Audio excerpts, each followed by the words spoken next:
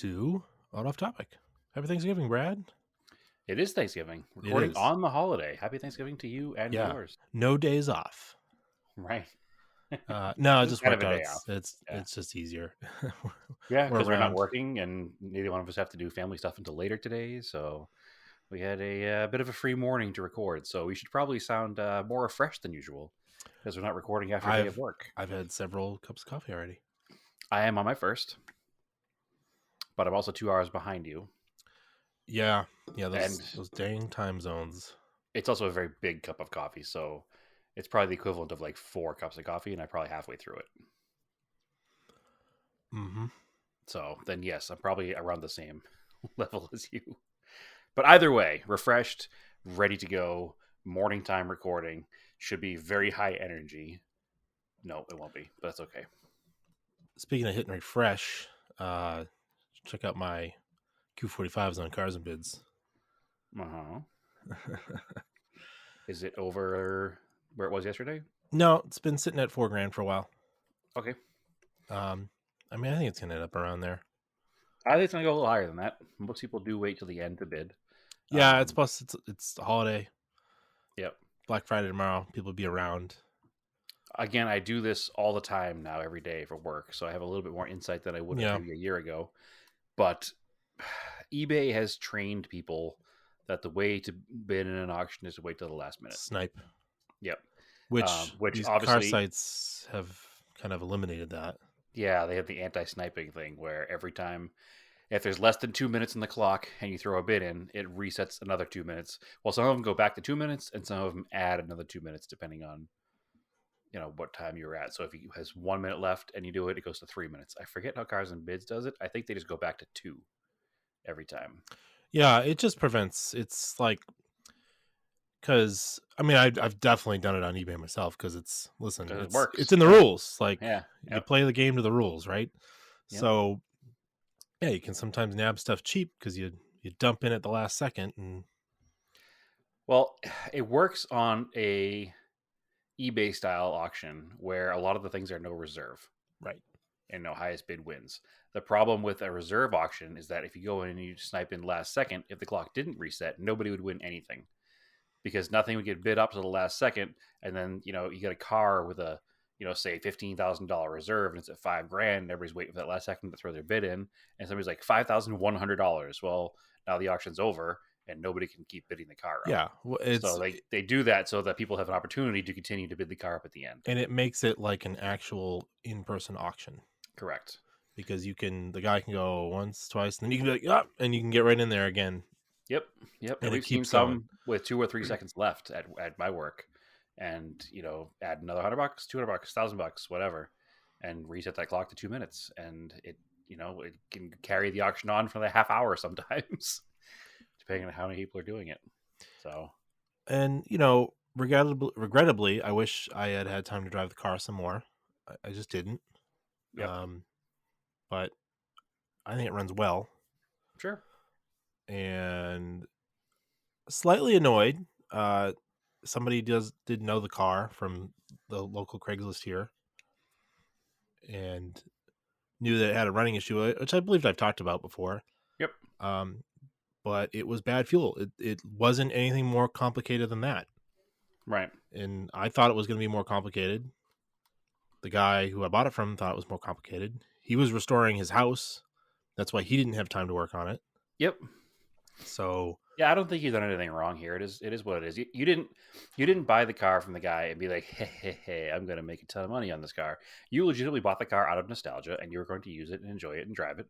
And you happened to buy the G20 at the same time. And at the end of summer, you only had time for one, and one's got to go. So I wasn't going to keep it for 10 years, but yeah, you figured to keep for a year or two and enjoy it and drive it. But it just became, you realized you didn't have time for 3 sedans from the 90s.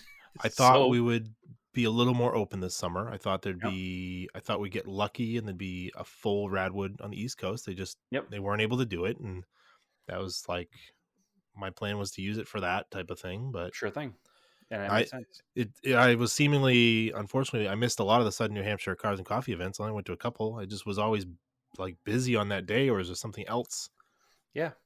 like And a it's not a big different deal. show. There'd be like a show that's a 1-day show, whereas uh Crowds and Coffee's monthly. yeah, those go monthly. So unfortunately, I missed a couple of those. Yeah, I think that you bought the car with the right intentions. It didn't happen, and now you're trying to sell it. And look, you're not trying to get rich in this thing. I mean, the car's at $4,000. Like, Yeah, it's not you have a solid chunk of change into it, and you put tires on it, you detailed it, you cleaned it, you went through the car, and you made it what it is now. And I think that unless something weird happens and the car sells for $45,000, which it won't, then you get nothing to worry about. And even if it does, then that's what the market dictated. the prior owner was going to junk it because he Right. couldn't find anybody to buy it because he didn't know what was wrong with it.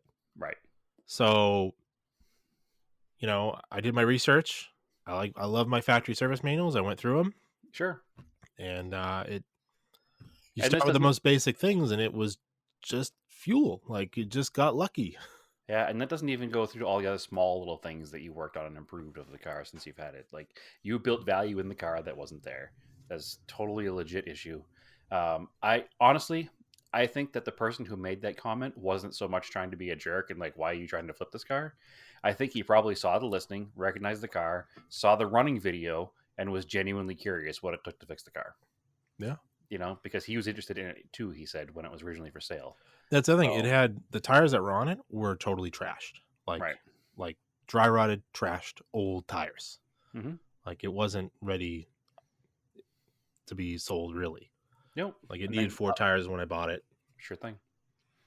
Yeah, you did a lot of little unsaid things to make this car as nice as it is now. So I fully support your business decision here to let it go because it's going to sit in your yard, and the same problem is going to come back again. It'll be bad gas again if it sits for too long. So you might as well use it or sell it to somebody who will use it. That's what the old saying: if you love something, set it free.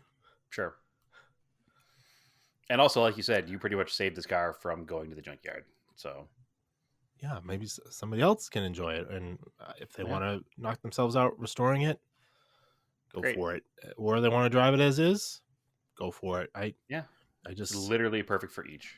It just doesn't make sense to be the person that has a yard full of cars and go, I'm going to get to those. I'm going to get to those. No, no offense. I'm not calling you out. Wait a second. You weren't calling me out until you said you weren't calling me out, and then you were calling me out. We're rehabbing you. Yes, we're working on it. There aren't many left that don't run. No. Just a few. But, like, if I had a bigger garage and a place where the thing could live inside all winter, I would keep it longer and play with it some more. But where it has to live outside, I don't feel like it's fair to the car. Sure. Let it go to somebody who will enjoy it. If no guilt, Andrew, if that's what we're trying to get rid of here. So you're totally fine. Auction ends tomorrow, the day this goes live.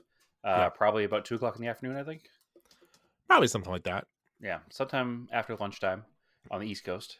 So keep an eye on it if you're looking to pick up a decent deal on a 54,000 mile Q45. Then the car's going no reserve, so highest bid wins. Mm-hmm. So at $4,000, you couldn't go wrong. Yeah, you know what I mean? Like, it's not like you're at $4,000. It's not like you're looking to retire on this one sale. Like you have time, energy, money into this car. You bought it, you put time into it, you put money into it, and here we are. It's only got 54,000 miles on it. How it's not even that old of a, it's time-wise it's old, but mileage it's barely done anything. Yep. And it's not a timing belt car. These have chains. Nope. And these have the worry about that. The later updated guides, so you don't even have to replace those. Yep. I posted it actually on my Facebook page, and somebody's like, don't these things have like 4 timing belts? And I was like, no. And a lot of people think they're front-wheel drive because when you look at the engine, the intake is like the intake in the engine is like twisted weird for like runner length. Yep. And I've had a couple of people out where it's posted, and then other people have reposted it, like on Twitter, like they, retweeted it.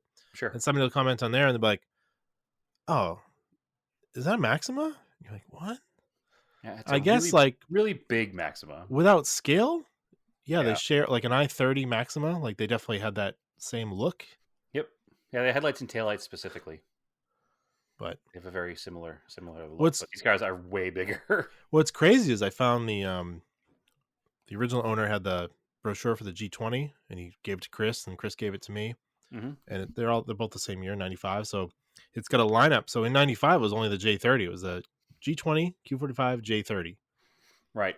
And I posted that picture of it on Twitter, and somebody was like, man, imagine in 2021 a manufacturer only having 3 cars and they all have different noses. Yeah, no similar No corporate design nose. language. Yeah. So Yeah, it that is was like weird. so wild. And there's no SUVs. No, they didn't get the QX4 till like 97. Yeah. And it's just a Pathfinder. Yeah. Yeah. And it wasn't even very much styled different. It just had a weird front bumper on it. And they all rotted away. They did. Really badly in the Northeast. Yeah. That's the only thing. I mean, the thing this has really going for it was a very expensive car when it was new. So the paint, and they even say in their literature, the paint is a lot thicker than normal. So, well, you can even, yeah, I just completely lost my train of thought. I apologize. I had a comment based on the. Never mind. Sorry. That whatever I was going to say just went away. Maybe about buffing the car or something. I don't even remember. It's completely gone. Right into the wind. Yeah, gone. Anyway, I dig the car. I don't spend too much time on it. We've talked about it already, but I dig the car. If I was in a different place at $4,000, I'd throw it at $100 bid in there. If I needed a car to cruise around in, but I don't, so I won't. But I am pretty pleased with how the auction has gone through Cars and Bids. I mean, you're at a number right now where you're comfortable with. You did the no reserve. You're not going to lose a dime. You're not going to really make much either. But it's moving the car on to the next prospect, and I think that the whole thing's gone well. And you kind of showed me how their process works as they were going, and it seemed pretty automated. Yeah, so, I'm not going to pay off my house with this thing, but no, but it'll go back into the car fund. Back into the car fund, exactly. So that's the way we live our life around here. Car money is car money. You make some money on a car, you put it into the next one. You lose some money on a car, you continue to lose money on the same car. So, anyway, like I said, I was pleased with the Cars and Bids way of doing things. I think the Volkswagen is going to be submitted to them to see if they run it or not. I'll probably also do the no reserve thing, just looking at the history of them. Once I have that thing fully repaired. I did order a clutch and flywheel assembly for it. It did not come in time to do it for the Thanksgiving weekend, which bums me out a little bit because I have 4 days off. Long weekend, yeah. Yeah, I have 4 days off and figured it'd be a perfect time to do it, but it's not. So, where'd you get it from? Like FCP Euro or? No, I just bought it right off Rock Auto. Oh, okay. They have the Luke set up, the LUK. Oh, it's probably the OEM. It's the OEM or very replacement. Close, yeah. It's the OEM replacement. Yeah. $630 for the whole package. Oof. You know what? It includes the flywheel, which is that dual mass flywheel. Oh, okay. All right. So I was expecting it to be more money, and it wasn't. So, but buying it from Volkswagen, it's $1,700. Yeah, so. Yeah. You're doing it yourself, so you're gonna save $2,000 in labor. Yeah, $2,000 from a normal shop, $4,000 from the Volkswagen facility. So, I'm not doing it 100% by myself. I'm having Naomi's son Jordan is helping me out with it. So for like a tip here, you can go on to it's probably Volkswagen TIS, Technical Information Service. Okay. VW TIS. So this is part of the thing where it's right to repair. They have to have it. Sure. You can pay for a single day subscription. Okay. Like it's usually like $20-$30. You can go in, grab everything related to removing that transmission, all the procedures, and save them to your computer. Interesting. As PDFs, and that way you have them and you can reference them for like torques and how stuff comes apart. Interesting. Yeah, that's I did it like for Subaru's got it. I did it for Stephanie's rear brake, so I just have the torques. Yep. It's such a new car. I want to make sure I use the right torques. Excellent. Older cars, I kind of have the feel for it, but brand new cars, like, I want to sure, use the right might as torques. well do it right. Yeah. Yeah, I have some experience recently with a similar setup. It's not taking the transmission out, but at least as far as the axles go, because I did that other TDI one on my driveway like 3 months ago, when the friend of mine lost his axles and his TDI coming down the hill. Make sure you guys have some good triple squares. We do have triple squares. Yep, a good set of them. We do have a good set of hardened steel impact triple squares. Yep, real good stuff. So we do have the triple squares, and I didn't go as far as taking the transmission out, but I got doing the axle. You're one step before that. So I do have recent experience taking the car apart and putting it back together. So that part shouldn't be too Is difficult. there specific gear oil for that? Like, I haven't dug that deep yet because the part's not even here. yeah, I'm assuming probably I do could like probably just MT90 maybe if it's I'm if it assuming I can just works. get it locally. Yeah, you can buy it. I mean, you can buy it by a gallon. It's not very I know expensive. that it's harder to find that information because Volkswagen calls it a lifetime gear oil. Oh, the forums will probably be good for that. Yeah, and there's no like drain and fill. You know what I mean? There's no plug, so you actually have to disassemble it to do it. So I got to figure Oh, that out. really? Yeah, So yeah, see, this is the thing. So you should check those service information because it'll tell you. Because typically, well, it's got half shafts with drive cups. Maybe you don't have to empty it. yeah. I'm I going don't off know if you a do or not. Japanese stuff. When you pop them Yeah, out, it's going to leak out, so you drain it. yeah. But I'm not sure. So Euro it's the cars usually same. have like a drive cup setup. So So the transmission, there's a 5-speed and a 6-speed that came in the TDIs. And actually it's the same transmission whether it's a TDI or a gas car. There's just different gear sets. yep, So it's the same. There's like O2J.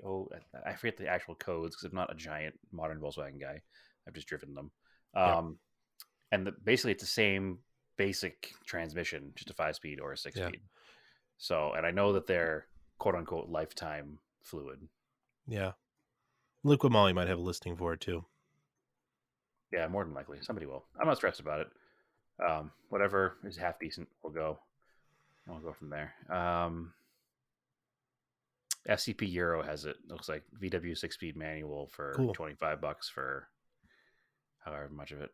Yeah, again, that's huge for when you go to resell it because you can say it's got X stuff OEM maker of the clutch. OEM get tree bowl fluid. Yeah, OEM So yeah, it looks fluid. like this. They sell a package. There is a drain plug apparently. It's just Oh, not cool. a normal drain plug. It's like a There you machine go. plug. It's like a machine plug. Like Um, pipe thread. it looks like pipe thread, like it's a Yeah, solid plug. Yeah, and it's got a yeah, square end on it.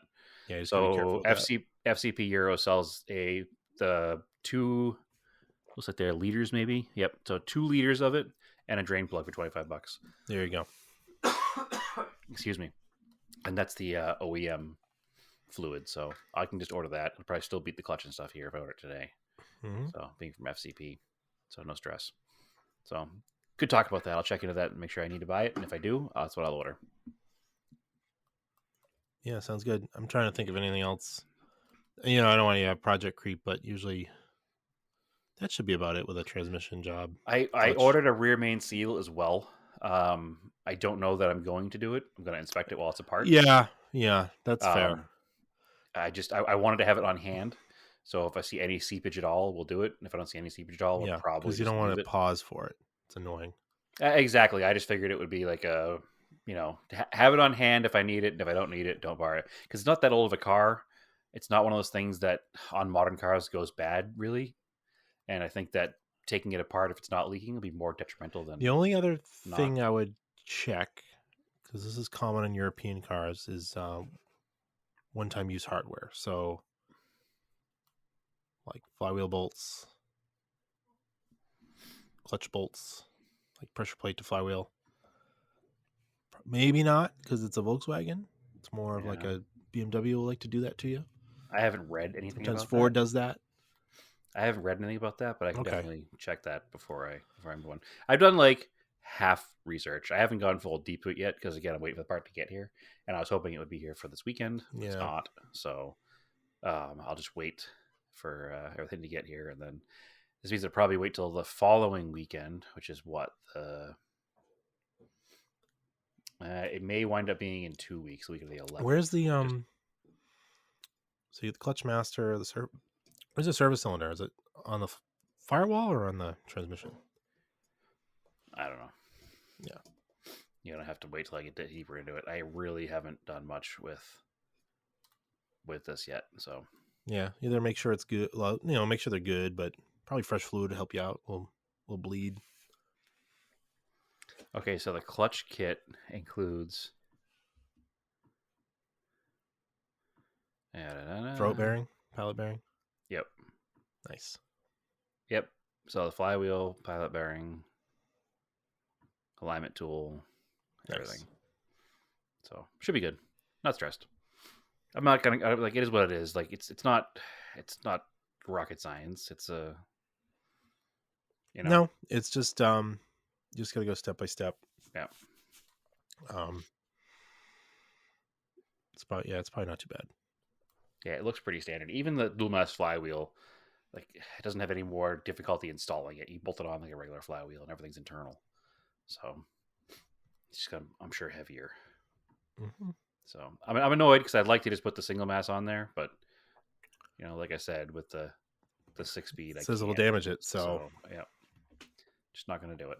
But yeah, so having the Luke clutch and the Luke dual mass flywheel, I think it'll be a big boon in the sale because again, like you said, I could say all OEM Volkswagen parts, at anything, and that will take care of all of the things that. So I brought the car to the Volkswagen dealer, so now the Carfax of the car or the Volkswagen service history will show that it needs a clutch and it needs this stuff and it needs that. So at least now I'll be able to say it's done. Anybody that asks that question to be like, nope, car's been done, 100% all factory stuff, ready to go. Let's no stress. So moving on, other project car updates because that's a project car talk. Who's gonna Sorry to go back to it. Are you gonna have your buddy paint it? Do the crust of it or? I don't know yet. I got a couple people to talk to. There's another person here who does work on the side, does very good work. He painted Naomi's hood and bumper on her Infinity. I say Infinity. It's a Hyundai. Talking about Infinities here. It's pearl white, so it became a. Yeah. I immediately thought Infinity. It's a snow white pearl Hyundai Sonata, and that's a notoriously hard color to paint. And he was able to panel paint it without even blending, and it looks mint. So I may have him take a look at the Volkswagen, paint the front bumper, paint the hood and the right fender where the minor damage is. So that's not a big deal. Nope. But the car, I probably wouldn't even want to sell the car by the time it's all done. It's going to be perfect because it's going to have all the chips taken out of the front, the new clutch in it, and 4 new tires on it because it needs tires too. So. Yeah, but you don't. I don't know. You'll see. It needs it. It needs it. It's not like you're just doing this to do it. It all needs these. It needs these things. But yeah, it needs these things, and they're all going to build value in the car in the end. I don't think I'm chasing diminishing returns here. I think that these things are all things that are going to make the car worth more in the end. Not doing like a, R32 swap body kit thing to it or something. No, actually, honestly, the dollar figure for that isn't much different. Yeah. And if I were keeping the car, I would do that and then do wheels and stuff. But I think just keeping it stock, keeping the front bumper on it, it's right front bumper on it, it's the way to go. So it's again, whether I decide to keep the car or not, the car needs all these things, and I think it's all going to build value in the car when I go to sell it. And I think I am ready just to move on to something different. I bought the Volkswagen for a reason. I bought the Volkswagen because I knew I was moving out here. I knew I was leaving my job in Massachusetts, and I knew I was getting rid of my big pickup. So I needed a reliable, still fun, economical daily driver. And I knew I was going to be moving out here, not having a job right away. So I wanted to be able to do Uber with it or something. So I did that for a little bit, not very long, just a few months until I got myself established. And I also wanted something, like I said, that was economical to drive back and forth across the country a few times with my stuff. And this did that, 40 plus miles a gallon on the highway. And it was a very inexpensive way to move back and forth across the country. So I never had to rent any kind of moving truck or anything because I wasn't bringing furniture. It was just boxes and boxes of personal belongings, and it just worked. So the car has done what I wanted to do. I don't need that anymore. I have enough running vehicles to honestly not even buy anything else for a little while if I didn't want to. And like I said, I did buy plane tickets to come back to Boston for Christmas, and I may, if the Saab deems itself appropriate to drive across country, maybe I'll drive it across country. And that could be a perfectly fine daily out here. So I don't need anything special. Drive that car for a while, maybe clean that up some more, and that'll go on Cars and Bids later on too. Who knows? It's time to get moving through things, and you and I need to have a chat about the Galant again because you keep sending me all these ones for sale, and it may be time just to move that one because it'll probably never get done out there on my own. So we'll see what happens. I chatted with somebody at Radwood about that as well who was a mutual friend of both of ours. But we talk about that off air later. So All right. anyway, moving on. Project car updates. Andrew, Did you have you finish done the anything? Sapporo? Let me think here. I mean, I just put the car cover on the Montero, and Whoa. I don't think I wasn't sure if it would fit, but it was a generous cut, Oh, like the pants that I wear, so it fits just fine. elastic waistband and all. Yeah, very 2020 car cover. It had an elastic waistband to fit over that snorkel you added. I'm really surprised how well it fit. Like it's not even that tight over it, but it's like a Four Seasons one, so it came with the belt, like buckled clips Yep. to cinch it down. I got the same company for both the G20 and the Montero. Sure. Except at the rear corner, as soon as I cinched it, I didn't even pull it that tight. It like ripped. Okay. So, but otherwise, it's fine. It's Yep. waterproof. And I The got one some. on the yellow Colt did the same thing. The Yeah. first time I pulled it on, I pulled it too tight. I mean, it was $60. So yeah, if it gets 2 seasons out of it, I'd be happy. Right. I just want to keep the. It's just annoying because the leaves, I'll clean the leaves off, and then it'll be a windy day, and more leaves will fall into it, and that's just like. Yeah, no, it keeps the sun off of it, keeps the moisture off of it, and it's the right thing. It's the right thing to do. The big thing is getting the leaves out of there because they hold moisture. Yep, and they plug up inside the cowl panels and around the headlights and bumper and door jam. Ugh, it's gross. Yeah. Plus, you parked them on rocks, so the underneath drains out nice too, so it doesn't. Yeah, it stays. Well, that's the thing. So here in the wintertime, the humidity is really low. So as long as the water has a place to go, it doesn't stay. Yep. Parking on mud or dirt is the worst, but parking on rocks over dirt is the best. Yeah. Because with the concrete, you park them on concrete and melting snow just pools up underneath the car and stays wet. But you park on rocks, it drains down into the earth, so it's good. Yeah, and I always brush the snow off them, like at the end of the snowstorm, just so it doesn't sit. Yeah, it shouldn't be a big deal. They're modern enough. They're modern enough cars that they're not going to rot away if properly cared for outside. I got to throw the tender on it.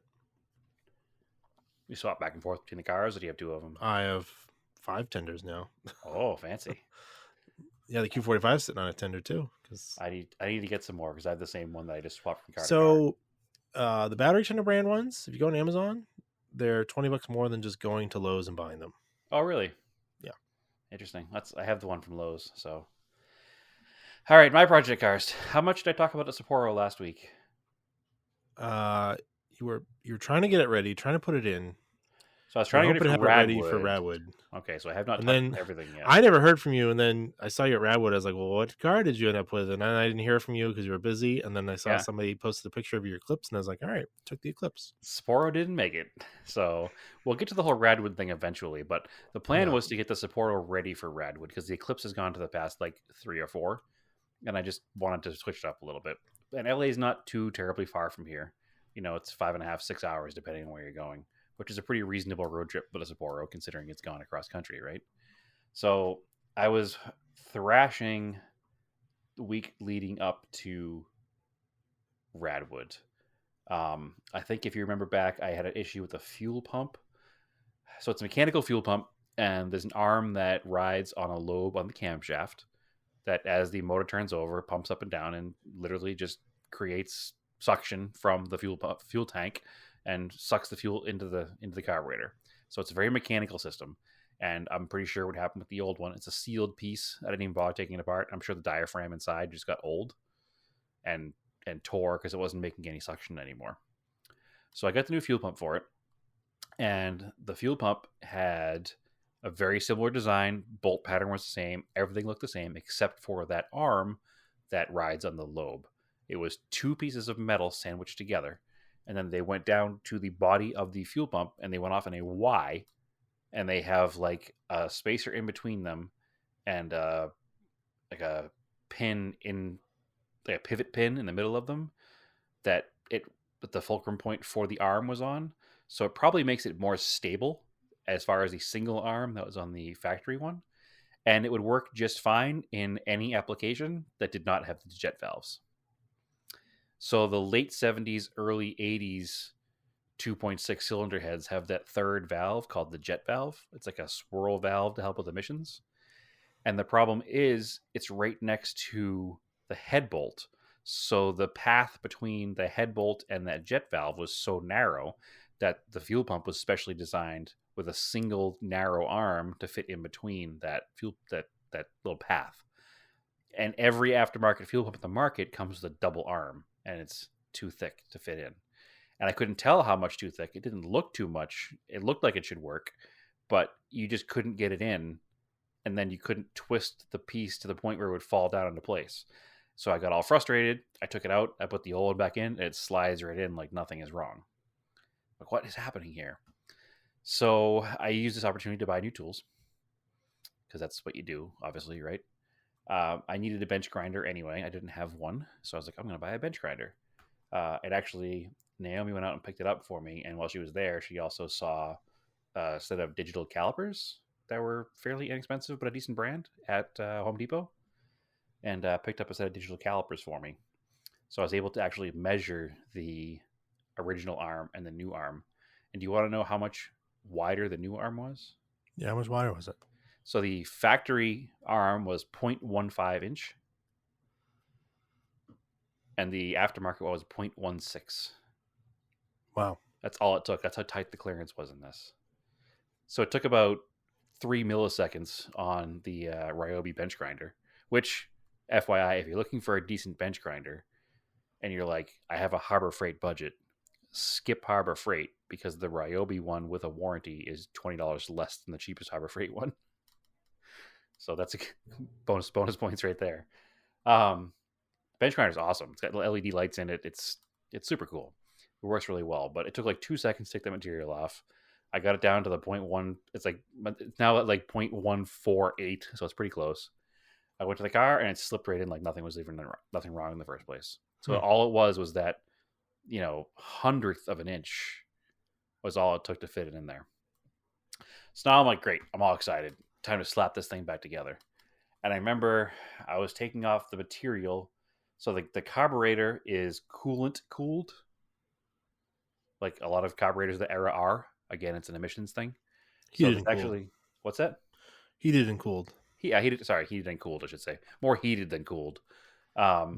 He's cooled because it's coolant, but yes, it's more heated than cooled for help with cold starts and keep it running right. But it's also for emissions.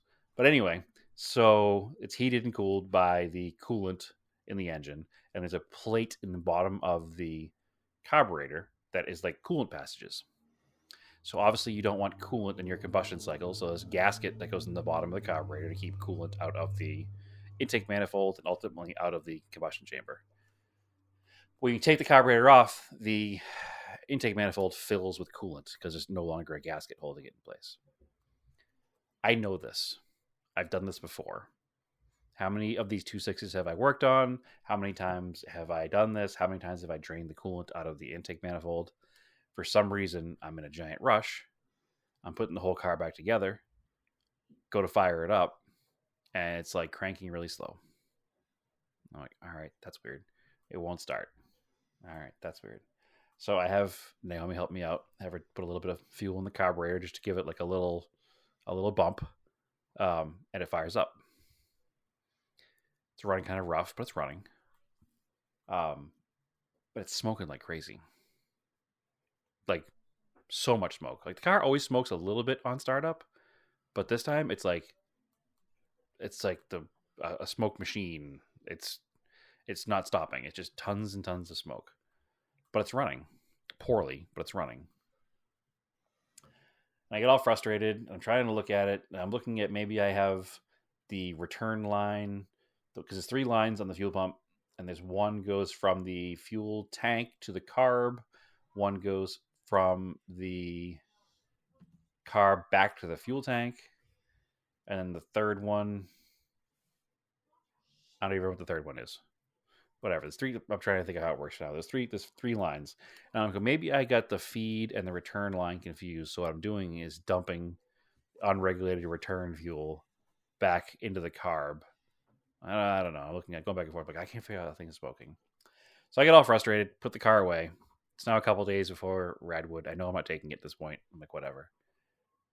I wake up the next morning, and I was actually messaging you about it. And I don't know how it clicked in my head right away, but I was like, wait, I never drained the coolant from the intake manifold.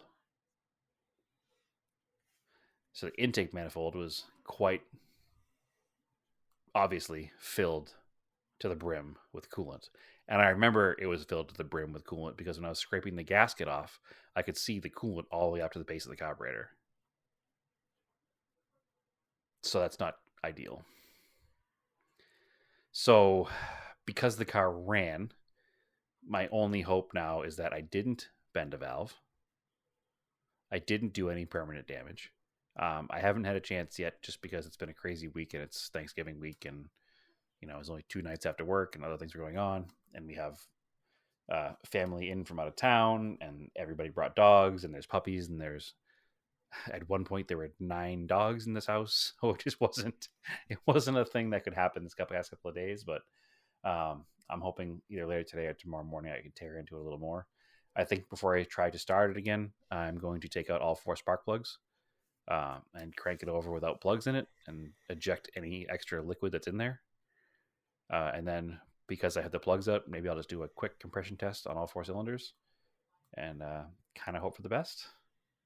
I guess at this point, I don't know what else to do. The things that make me nervous are at one point when I was cranking it over, so I was trying to bump the rotor on the cylinder, so the rotor on the distributor, so that it was at top dead center at number 1, because that's how you had to have it lined up to put the fuel pump in. And the car stopped turning over. It was like, and then it was like struggling to get past that point. And then it did get past that point, which means it either somehow pushed the coolant elsewhere or bent a valve and it went past it, or pushed a spring up and it passed it somehow. Like I don't know yet what happened. But I'm pretty nervous about it. So hoping I didn't blow that car up, because that would make me quite upset, especially because it's 100% user error. Like, yeah, I've done this so many times, Andrew. Like, I'm so aware that every time you take a carb off one of these cars, the intake manifold fills with coolant and you have to drain it out. We literally just did it on the yellow Colt. I've done it on the Raider. I've done it so many times. So it's just one of those, like, you get excited, you start working on something, and then you just don't think about something dumb like that because you're in a hurry, and you wind up making a big mistake. So fingers crossed I didn't. Worst case, if I did, I have another project on my hands that I didn't want to have, but there is a 70,000 mile Starion 2.6 turbo sitting around that will technically bolt into the car. So I don't want to do that.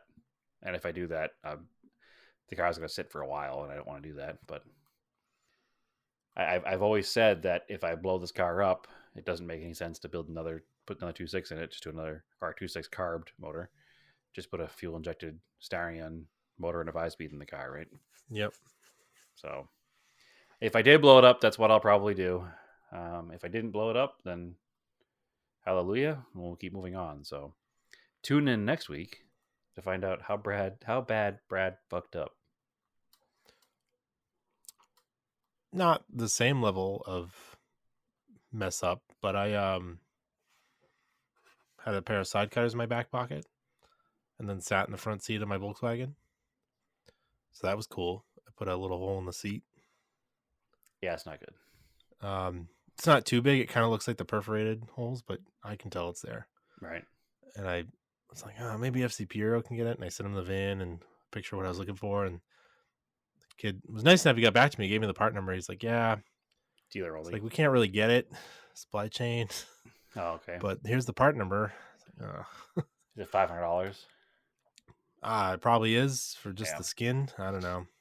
I'll probably end up trying to buy one at some point. There's a couple. It's going to annoy me. There's a couple of companies there that the dealerships use that do the repair in those seats, and they do a really good job. Yeah, I gotta find out. Yeah, that might be better. I was actually talking about interior repair somebody the other day, actually with Chris, who's from the East Coast, and he knows of a shop out there that does really good work. And he worked at a Audi dealership, and they used to repair holes in Audi seats, and he's like, you could never tell there was ever anything wrong with it. Yeah. So we'll have to maybe set you up with those guys. So they were somewhere in like somewhere on the coast in a shady part of town. It looks like a crappy location, but they do really nice work. One of those kind of places. Mm-hmm. So I'll have to get the name from him again where that was. Something Auto Top, I think. Well, anyways, that's nice. How about some events? Yeah, I've had some good ones. I meant to talk about it last week, and I just forgot because we had a lot of other stuff going on. Do you remember back in I don't know, what was it, 2011, 2010, 2012? We went to the Rallycross at New Jersey Motorsport I know it was Park. 2010. Yeah, I knew it was a long time ago. Actually, you know what? It was 2010 because we took your father's Outlander and it was like a brand new vehicle. Mm-hmm. So, yeah, 11 years ago. That was one of the first big Rallycross events in the States. One of the first, if not the first. The first one. Yeah. And it was cool. It was fun to watch, but the series didn't last very long because, all of the rally teams were mostly amateurs, garage built, self funded teams, and it was really hard in the cars. So it wasn't really a series that could sustain itself, right? So fast forward to now, a couple years ago, Travis Pastrana and the whole Nitro Circus crew put together this Nitro Rally-Cross event. I don't know if I think it's the second year because the first year of it was during the pandemic and they did it all at one location in Utah. So this is the first year that's actually touring the country. So it came to Phoenix. It's absolutely amazing. I went into it not knowing what to expect. I went into it kind of having that, and not to sound pretentious and stuck up, but kind of a jaded personality or jaded thoughts towards motorsports in general. Because we've been to so many events, and you're like, well, this might be kind of cool, whatever, it'll be a day, something to talk about, take some pictures. Not sure if I'm actually going to enjoy it a lot or not. From the beginning until the end, I was blown away. Yeah. It helped going with some people who have never been to anything rally related before. So they were totally blown away just looking at the rally cars in the paddock. Which I'm telling you, watching a car get airborne is still impressive and shocking to me. Every time. So the cool thing about this is it's impressive from the moment you walk in the gate. Because there is almost complete unfettered access to everything. It's like the service park at an actual stage rally is at the entrance to the event. And you can just walk up to every car and just you can't walk around it while they're working on it, obviously, because they haven't roped off, but you can walk right to the ropes, which are maybe 3 feet behind the cars, just like at a rally service park. And all of them are there. It reminded me of Lime Rock Historics, that kind of access, but for professional, top of the line, current modern race cars. It was really cool. One thing I did not know that I know now is that the Fiesta Rallycross cars, actually all of the Rallycross cars except for the Subarus, they look like little Group B cars. Mm-hmm. They're full front and rear clamshells over full tube frames, and they are rear engine. The A3, the Audi A3s, the Honda Civics, and the Ford Fiestas are all rear engine cars. They literally look like little Group E cars. They're amazing. They're amazing race cars. The Subarus have a front engine. It's more like a front midship engine, and they're not related to their actual stage rally car at all. No, which makes sense because the stage rally car wouldn't handle the kind of abuse that these events throw at them because they're bumper to bumper banging off of each other the whole time. They're like a fiberglass or probably a carbon fiber or some kind of facsimile of an actual, Subaru or Fiesta or whatever. It's not a true stage rally car is quote unquote production based.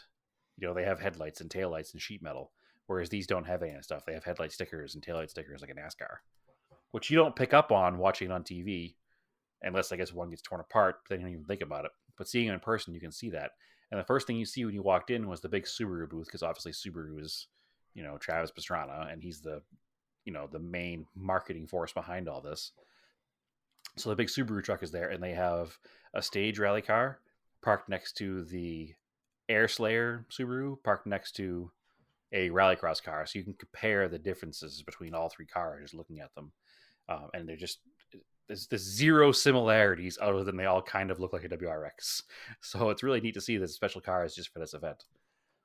Then you get into the event, and when I was a kid, obviously we had Hot Wheels cars and Hot Wheels tracks and slot cars and slot car tracks, and I never liked the ones that had jumps built into them. Right. Because I was like, this is lame. This is not like a real car. I want like a real car. I don't want these jumping things. Well, all that stuff is no longer fantasy. These cars are practically airplanes. They're in the air so much. The way this track is designed, it's like jump over the start finish line, jump into the first turn, jump into the second turn, jump in the middle of the straightaway, jump into the backstretch, jump. It's like they're constantly in the air. It's like watching dirt bikes that are just constantly in the air when they do the like stadium dirt bike racing. Well, it's all old dirt bike guys, right? Yeah, but Mostly. it's stadium dirt bike racing in cars, and the amount of times these cars jump and land, jump and land, jump and land is just absurd, and the amount of air they get under them, like they could almost pass each other airborne. Like they have a whole car length underneath them. Like the whole time I sat there just like eyes glued to everything that was happening and watching them do all the things you learn about from just learning about rally, like Scandinavian flick, watching them set up into the corners and watching them do it side by side and just bump off each other for passing. It's like, what an amazing motorsports event.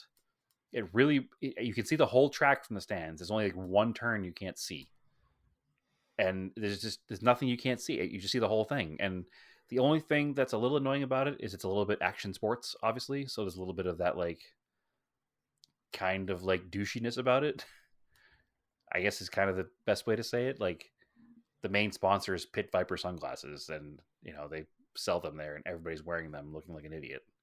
But other than that, it's such a cool event, and the way it's set up is there's two different classes. There's the Nitro Rally cars, which are the top level cars with Pastrana and the NASCAR guy and a couple others, and then there's the levels right below that, which is 300 horsepower Fiestas. It's almost like a spec class, and they're almost just as fast, but they have one jump. They had a smaller jump for the lower car, for the smaller horsepower cars, and the bigger horsepower cars use the bigger jump. And they go back and forth with the classes. So you see low class, high class, low class, high class, low class, high class between each event. And then obviously there's a water truck to keep down the dust. And in the middle, they have what they call a halftime, which is part of like the whole Nitro circus aspect of it. But what they did was they took other action sports stars that don't race Nitro Rallycross, and they put them in identically prepped PT Cruisers. And when I say prepped, I mean they took the airbags out and punched the windshields out of them. That was it. That was the prep. There was no cages. There was no Hans devices. There was nothing. I don't know how they got away with this. And they ran the same course in these PT Cruisers that the rally cars are running. Yeah. Every one of those guys has a broken back. No question. I don't know how they did it. I don't know why they did it. I don't know how they got away with it. It was amazing to watch. I never wanted a PT Cruiser, but after watching the abuse these things can take and keep going, maybe we should invest in PT Cruisers. It was really fun to watch these things just banging around out there. And they caught serious air in PT Cruisers. Like there's like 3-4 feet of air under these things. And they land on their stock suspension, and you hear it hit the ground, and the guy inside had his back compressed. They all got out 3 inches shorter, guaranteed. I don't know how any of them lived. Like absolute insanity, completely zero regard for anybody's safety out there. Just absolute madness. But hey, it's fun to watch. That whole race is actually on YouTube if you want to watch it. I did see it listed there. But anyway, if Nitro Rallycross comes to your town or anywhere within a couple hour drive of your town, hit it up. It's fully worth it. It's neat to see the way they have it set up with their own special cars now, so you don't have people ruining their stage rally cars, which again was the reason the first time it came around didn't work so well. It was so cool though. It was cool. It was definitely cool, but it was a very expensive day for everybody involved. So this here is better because the cars are dedicated and there's drivers from all over the world. There's some, like I said, your Travis Pastrana's, who's the drifter? Tanner Faust was running. Scott Speed was there, and NASCAR driver Kurt Busch, either Kurt or Kyle Busch, one of the Bushes, was running in the event. Who had never driven a rally car until that weekend. Like, so that was interesting to see. It's like running an old dirt track. Yeah, pretty much. It was cool. Again, I don't. It was way more than I expected. Just because, like I said, kind of a little bit jaded towards motorsports events at this point in life because you've seen almost everything, right? Yeah. Not jaded at all. It was awesome. Yeah. Definitely check it out. And then it's just funny. I wonder what the crossover is. It's probably very little of people who are at Climb to the Clouds and actually saw the Air Slayer in action. Yeah. I was wondering if I might be one of the few people not officially involved with Subaru there that saw both. Yeah. I will say the NASCAR crossover, because of the whole Kurt Busch thing, was huge. There was a strong contingent of elderly women wearing Kurt Busch sweaters. I mean, if you can come up with a better way to spectate rally where it's all contained. Oh, you can't. Yeah, that's it. I mean, that's it. Yeah. This is the closest thing. Yeah. It's very condensed. Yeah, it's like a special stage. Yeah, it's like watching Concord Pond over and over again. Yep. Except even more extreme because the cars are constantly airborne. Like, they spend more time in the air than on the ground. So I mean, it's really a different type of motorsport, but it still would be fun. I hope they do one in the Northeast here. Yeah, there's rumors and grumblings about taking it at least to the East Coast, possibly not the Northeast. But they're talking about Florida, South Carolina area. So not quite as convenient for you. Obviously. Carolinas would make sense. A lot of NASCAR crowd there. You could probably do it at the Charlotte Roval. And that's what part of it is that they're trying to bring more people into the sport of rally and make it more mainstream. And like I said, the amount of 60 to 70-year-old women wearing Kurt Busch t-shirts was a surprising number. I am all in for more NASCAR drivers doing crossovers. Yeah, why not? And it would be a cool support series for a NASCAR race at a road course. Yeah, the only issue is the amount of dirt required to make this course. That's true. It's a huge undertaking. Maybe it'd be like a week of speed type thing where it's the opening weekend leading up to the race. You'd have to do this, and you'd need to use the course for other things too. Like you need to have a dirt bike series and maybe like a stadium truck trophy series. Trucks. Yeah. Yeah, you need to have all that kind of stuff to make it make sense to build this course just for rally cars, which is probably part of the reason it's limited to so few sites right now. Like the spot that they did in Phoenix was next to Firebird Raceway, which is where the formerly Bondurant Racing School is now Radford Racing School. And it's another place they do track days, and I think there's a drag strip there, and actually there's a full NHRA event there. And they do a bunch of like hot import nights kind of car shows at this place. Actually, while this event was going on, there was also an active track day. I don't know what, a NASA day or some club's track day was going on the actual paved racetrack on the other side. So there was tons of stuff going on all at the same time. And they just had this huge, I mean, it's Phoenix, so there's desert. So it was just digging in the desert. So it was really, really cool event. Very, I've said it 12 times already. I'll say it again. Like if it's anywhere near you, go to it. It was in LA the same weekend as Radwood too. I tempted to go see it again. It's really good. Yeah. So all right. So speaking of Radwood, moving on. Radwood was amazing. Always is. LA show is the one to go to, in my opinion. If you're only going to do one, do the LA one. Yeah, I mean, I'm not telling anything we haven't told you all before. Like, it's the most fun you'll ever have at a car show. If you only go to one car show, you're right. LA is the one to go to. If you're into meeting, your favorite, I don't want to say low level. I don't know. Car celebrities.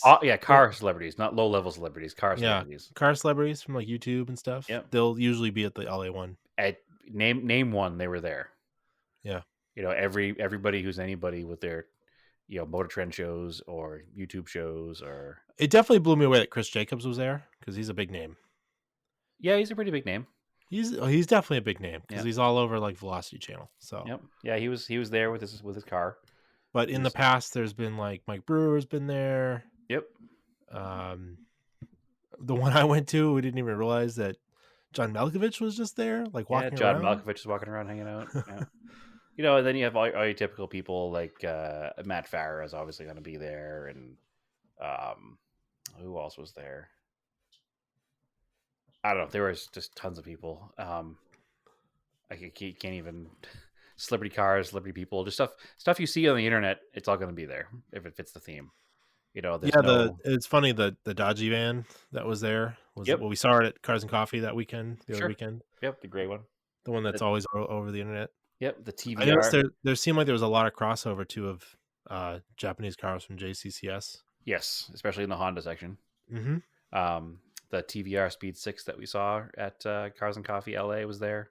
I wonder if that guy made it that was asking me about what kind of Radwood t-shirt they hand out. Oh, I don't know. He had a Toyota pickup truck. Which the really nice pickup truck was there that I took a picture of, the red one. And the that red one best raddest truck, I think, actually. That was a super, super nice car at JCCS. Yep. And I don't. We didn't really talk about it. I was standing there. We were getting ready to leave JCCS, and this guy came up. He's like, "Can I touch your shirt?" And like, even before I could say anything, he's like touching my shirt. I was like, "Okay."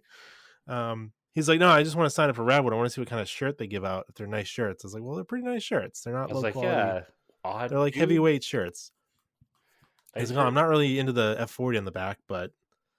I was like, I don't know what they'll be at LA. It's always a different shirt. This one was specific. Thanks for feeling me up, guy. Like, what was that all about? The LA shirt was a yellow colored shirt, and it has like an LA skyline in the background with an NSX. Oh, an NSX on it, yeah. Yep. I mean, he was into that. The show was sponsored by Honda and Acura. Yeah, right there, Andrew. Excuse me. The show was sponsored by Honda and Acura, and it was at Honda's campus in Torrance, California. So pretty much everything official from the show has a Honda on it. So. Yeah, and like I said, it was a big Honda Acura homecoming, so that was kind of cool. It was funny. I was working the front gate, and they were trying to curate some Honda displays, and they had me, hand pick a few Hondas to slip out and put in their special curated Honda display. So that was kind of neat. But yeah, so I worked the gate. So I got if you came to Radwood, and you saw the guy at the gate wearing the plaid shirt, drinking the iced coffee. That was and said hi. That was me. I said hi to about 550 people that day. So I met you, if only briefly, but it was a good time. It's always a good time. Spend the first half of the day helping them out, and the second half of the day walking around looking at cool cars. I mean, a couple highlights, obviously at TVR.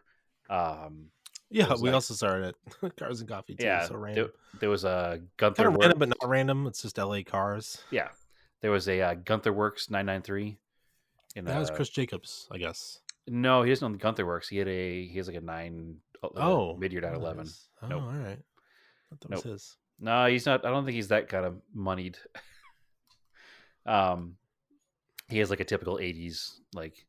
Oh, that's cool. Mid-year, not mid-year. I forget what they call them. The 930-esque 911s. I don't know what it's not 964. It's pre-964. But anyways, there was a Gunther Works 993. There was a Land Cruiser that was like, it's cliche to say it this way, but like if Singer did Land Cruisers, there's a company called Something Cruisers, and they do like LS swaps and then like the super high end leather interiors. Yeah, it was a really high end resto mod. Yeah, it was super cool. That was probably one of my highlights of the whole show. Yeah, I saw pictures of it. It was really good looking. Yeah. Really cool looking leather, like a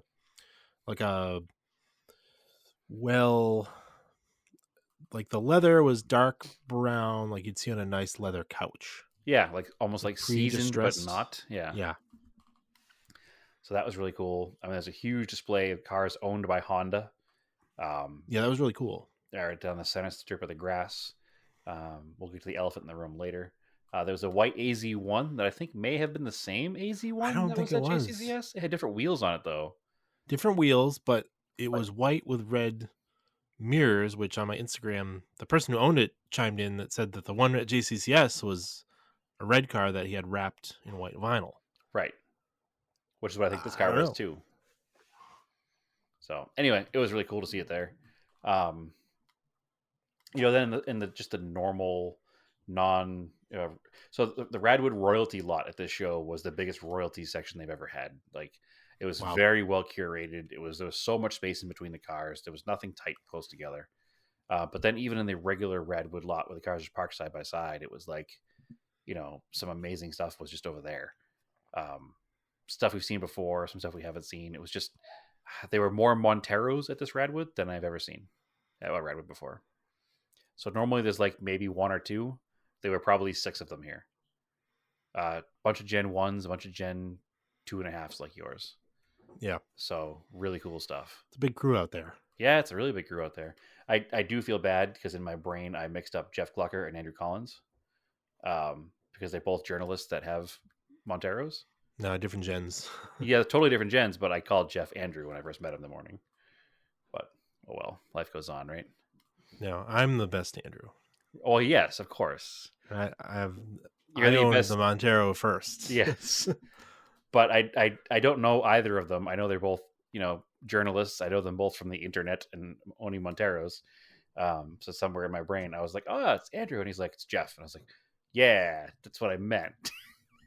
So whatever. It is what it is. His first gen Montero, Jeff Lucker's, is really nice. It's a really cool 2-tone brown and tan with the bronze wheels.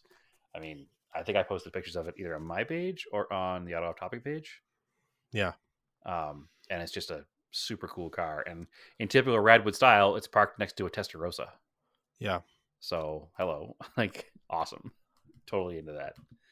But yeah, it was cool. The big thing there wasn't Radwood era at all. It was the first like general public appearance of the new Integra. Yeah, how'd that look? Because we skipped over it because you were going to see it in person. Yeah, I mean, I posted the pictures of it to our Instagram page, which was difficult to get pictures of it because it was crowded all day, but I got a couple decent shots. And I put my thoughts there. Like, in 1986, Acura gussied up a car based on a Civic sedan, right? And they made it a hatchback. Right. And they called it the Integra. Right. So what do we expect them to do now? It's kind of the same. It's kind of the same formula. The problem is that at that point, the Civic was a great car that they based the Integra on. And now they're basing the new Integra on a kind of boring sedan, which is what the Civic has become. So it's on brand. It's not what the enthusiasts want, but it's on brand. It's just, if the Integra had never gone away and it was just called the Integra the whole time, if the ILX never existed and the Integra just kept going, this is just what it would be. So what is it? If this car came out with an ILX 1.5 turbo, yeah. If this car came out with an ILX badge on it, nobody would even bat an eye. I think it's just people conflate the name much like they did with the Supra when it came out. Like, people are like, oh man, why is the Supra only 370 horsepower? Like, well, it's the same kind of deal. My issue is that it's a BMW underneath, but whatever. It doesn't look this car. This car, I'm fine with the underpinnings. It seems fine, and on paper, that's like what you want: manual transmission, front wheel drive, 200 horsepower. It's a little over 200, I think. Yeah, that's a really fun car on paper. Yeah, and like I said, hopefully the dynamics are good. It's 100% on brand with the way the original Integra was, and honestly, the way every Integra was. It was always just whatever Civic was current. It was based on that similar, not identical, but similar architecture. And it was available in a 4-door hatchback when it first came out. Eventually, it morphed into a 4-door sedan, 2-door hatchback, 4-door sedan. But I mean, it's just the formula is exactly the same. If you're ticked off about it being called an Integra, you shouldn't be. I had the same conversation with the Eclipse Cross. Like, it doesn't cheapen the original vehicle. I actually am happy they call it the Integra, because anything that gets rid of alphanumeric names is good in my book. So the Integra went away. We got the ILX. It was the same formula. The ILX basically was the Integra. The ILX never had any brand identity. The ILX is now gone, and we have the Integra back. It's just marketing. The car is the same. I'm totally cool with it. If I were in the market for a new sedan, I would at least test drive one.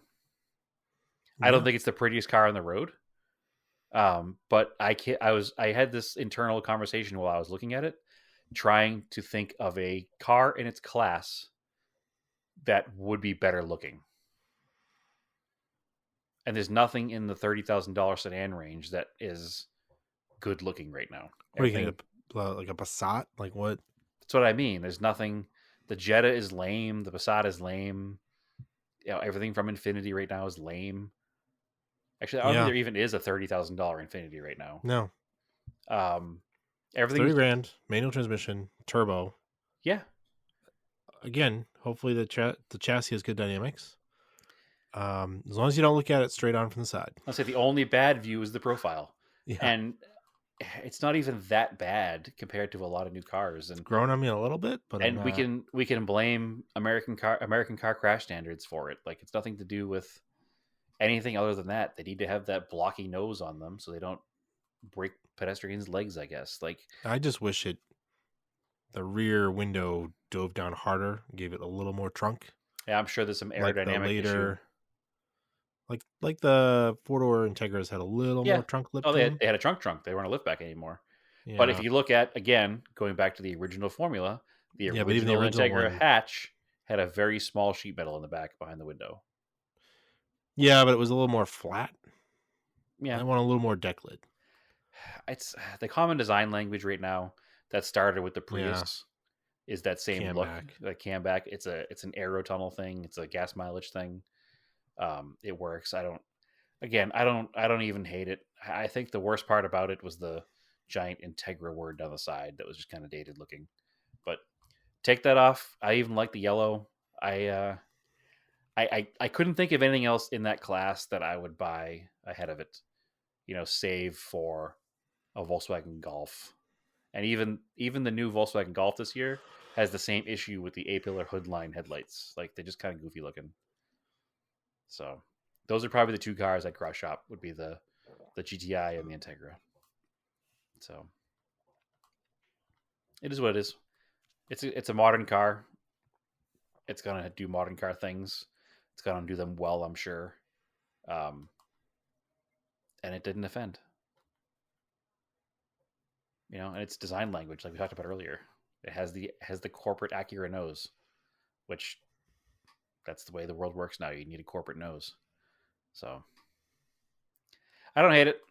I was a little bummed at first, but obviously that's because in my brain and your brain and most people's brains, we think Integra, we think 1999 Type R, sport car back hot hatch. Yeah. Yeah, but we all kind of forget that it's always just kind of been the architecture of a Civic with a specific Acura body on it. And I mean, if we're going like a Civic Type R looks insane compared to one of these things. Yeah, well, they probably also terrible. Yeah, they probably also looked at the extreme reactions people had from the Civic Type R, which is a car that's also grown on me. I had issues with it at first, but I kind of appreciate its like laughing at the face of conformity kind of design. Like, well, the thing is, when you're sitting in the driver's seat, you don't have to look at the outside. Also that, but you and I both know that the aesthetics of a car are kind of important to a lot of people, us included. I joke all the time about how I love ugly cars, but I love ugly cars because they're ugly. It's definitely part of the aesthetics of it. So give me a boxy Volvo 240 or a Dodge Colt or a very angular Starion, I'm in. But it's aesthetics are important, regardless of whatever you might say. But it is what it is. I'll reiterate my opinion. I don't hate it. It's a car. It's not a super special car, but when you break it down, neither was the Integra. No. So it was just a good car, and this is probably a good car. Sure it is. And every 3/4 angle view of the car looks great. Rear 3/4, front 3/4, car looks great. Dead on front, dead on rear, car looks great. It's just that side profile shot that has a couple of weird. I know you bring up the hatch, I bring up the A-pillar hood front bumper like profile, but other than that, the car's great. So the cool thing is that Acura brought out one of every gen Integra. Yeah. Display around it, which was neat. They also had one of the real-time racing Integra. Yeah, that's cool. The Pro Rally car they had is cool. They had a rally car there. It's really cool. I got a couple pictures I have not posted yet, but will. And then even, my thoughts on the Fast and the Furious. I don't love that movie, but it was neat to see the, Fast and the Furious Ja Rule car. Like, it's definitely very of the era. It's not a car that you ever see it replicated. You see the Skylines replicated a bunch, the Supra and the Eclipse. I've never seen anybody do the Ja Rule's Integra because it's kind of not an important car in the movie. Is it the actual one? Oh yeah, it's the one from the movie. Yeah, the one Guys, where he yells out Monica as he's driving away. Yeah, that's or losing the race, I should say. But yeah, that's the car. So it was neat to see that. I mean, I hated that movie when it came out, and looking at it through the eyes of, a lot of people are into it. Yeah, a lot of people are into it, but looking at it through the eyes of where it is, it took the automotive space to where it is today, for better or for worse. So it certainly was an important, if not terrible, movie. The reason why I'm into Civic Type R's and Integra Type R's, though, is because of Gran Turismo. So, well, that's a totally different influence on totally different influence on a lot. That was what got me. I was already well into it before Fast and Furious came out. Yep. Well, I already flex in there. I already had my Talon by the time that movie came out, and when that movie came out, that's when people would ask me what size injectors I had at like Dunkin' Donuts. Like, what are you talking about? What size injectors? Stock. They're stock injectors. Like, where is your level of knowledge, sir? I bet it's not at a place where you should be asking me about my injectors. Dude, bro, are those 18s? No, they're 16s. And then they're all disappointed. Like, does it make a difference? They look good and you thought they were 18s? So that's why I hate Fast and the Furious, but I digress. Fast and the Furious was the reread sport compact car. Fast and the Furious was the import tuner crowd. It was a big difference. Even. Early import tuner was pretty bad. It was what people thought car culture was. Yeah. But now fantasy became reality because of that movie. Yeah, well, it brought people who didn't know what car culture was to think that's what car culture was, to want that to be what car culture was. Yeah. So, but honestly, I don't remember there being as many issues with takeovers and Cars and Coffees getting shut down during the Fast and the Furious era as there are now. Cars and Coffee didn't exist till like 2010. No, but there was weeknight car shows and stuff and gatherings. And they didn't all end in burnouts and crashes. So, or maybe it wasn't publicized as much. Who knows? Yeah, it's just because it gets reported on now. Yeah, it's easier. We had somebody unfortunately killed out here a couple weeks ago leaving Cars and Coffee. You've got 15, 12-year-olds filming for their YouTube channel. Yeah. So that's the problem. I love social media is the disease. I love leaving so slow. Yes. Like so painfully slow. Yep. Like borderline stalling the car. Yeah. Yeah, I get it. I'm the same way. But anyway, yeah, so that's pretty much it for today, I think. Andrew, you got anything else to chat about? No, I think it pretty much covers it. Cool. So tune in next week when hopefully I'll have an answer about the Sapporo. Yeah, I hope so. Yeah. Yeah. Follow us on Facebook, Auto Off Topic Podcast. Auto Off Topic on Instagram. I am working on. I swear, we're working on a website. Yeah. Also, if anybody has any ideas, we're hitting a bit of a brick wall here. We're taking our diecast daily posts that we were doing, and we're going to wind up with a scale page, and a scale once a month. I don't know if I'm announcing this too early, Andrew, but I think it's okay to talk about it. Hold us to it. We're crowdsourcing the name, exactly. Is what we're doing. Yeah. So we're doing a once monthly podcast and an Instagram page dedicated just to scale cars. just because we've received some feedback from people who do love it and some feedback from people who don't want anything to do with scale cars. So I think if we break it up a little bit, it might be good, and it might even bring new people in that want to just hear about scale cars. So yeah, and it would probably make more sense to do a once a month video podcast on it so that you can actually see what we're talking about. Yep. And it'll go on our YouTube channel. Yep, for sure. We have the technology to do it, and we're underutilizing what we're paying for. But the big thing is we're trying to find a name for it that's not exclusively diecast. It's just something to do with scale cars, and we're hitting a bit of a brick wall for stuff that hasn't been taken already. So yeah, if you have any ideas, hit us up. We appreciate it. Mm-hmm. All right. Where can they find you? My current Instagram is TSISS350.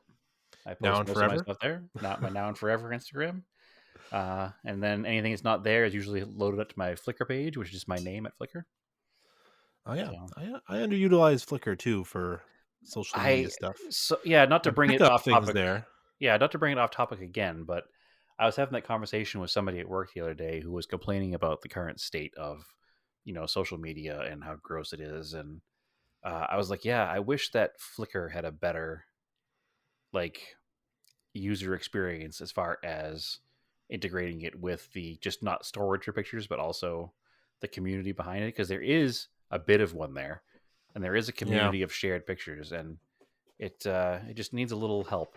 I think it also doesn't crush image quality. Well, because it's specifically an image hosting site, so it's perfect, and there's a lot of great content on there if you know how to search for it.